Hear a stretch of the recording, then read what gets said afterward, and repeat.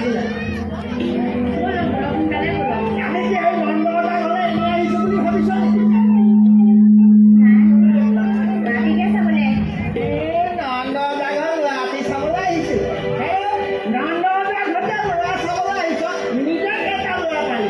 আজি সেই 20 বছৰ হ'ল বিয়া পতা, সেই আজিলৈকে সেই ল'ৰা পোৱালি এটা মুখ দেখুৱাব পৰা নাই। এতিয়া লোকৰ কেঁচুৱা চাবলৈ আহি পাছি আহিছ।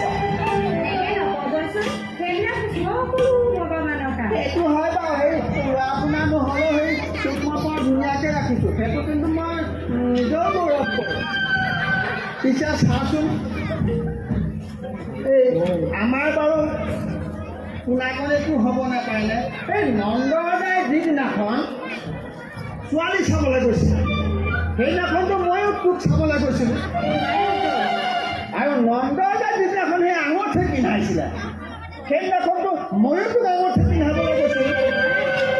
আৰু নন্দগতাই যিদিনাখন যশোদাই বিয়া পাতিছিলে, সেইদিনাখনতো ময়ো তোক সেই শিৰত সেন্দুৰী পেলাই বিয়া পাতিছিলোঁ।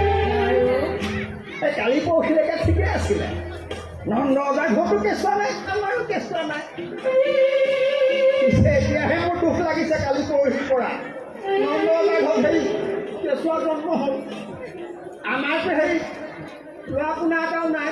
মোৰ কি মন নাযায় নেকি সেই ল'ৰা কেঁচুৱা এটা ল'বলৈ?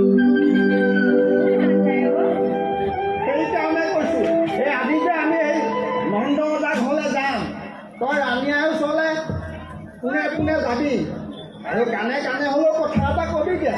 কি কবি এইফালে শুনি ল। ৰাণীয়া, এই আপুনি বাৰু সেই কোম্পানী ঔষধ খাই পেলাই কেঁচুৱা পালে? লাজ লাগিলে হ'ব নেকি? লাজ লাগিলে কি আমাৰ সেই বংশৰ গৌৰৱ কোনে ৰাখিব? বংশৰ ৰক্ষাটো ক'ৰ পৰা হ'ব আমাৰ?